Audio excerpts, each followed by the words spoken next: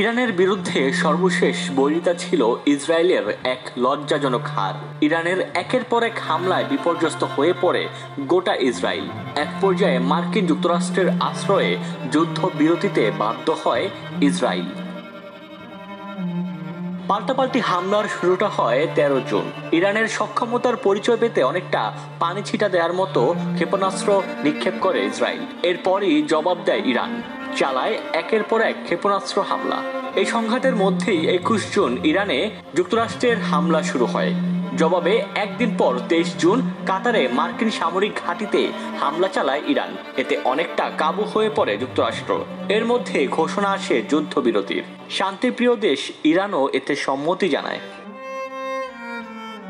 Iran Israel যুদ্ধ বন্ধ হলো, তবে গাজার কি খবর?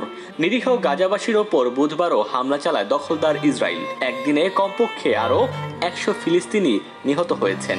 আহত হয়েছেন শত শত মানুষ। নিহতদের মধ্যে শিশু ও ক্ষুধার্ত ত্রাণপ্রার্থীরাও রয়েছেন।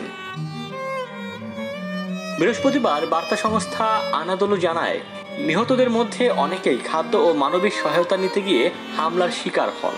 এর মধ্যে গাজার পূর্বাংশের সাজাইয়া এলাকায় দুটি বিমান হামলায় অন্তত 17 জন নিহত হন। এর মধ্যে শিশু ছিল 2 জন। এছাড়া মধ্য গাজার নেতজারিম করিডোরে সহায়তা নিতে গিয়ে ইসরায়েলি বাহিনীর গুলিতে 8 জন নিহত হয়েছেন।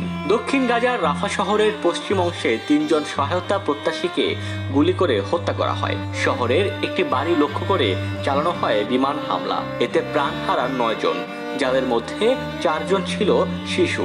এতে আহত হয়েছেন অনেকে। ডেস্ক রিপোর্ট, দৈনিক ডেস্টিনি।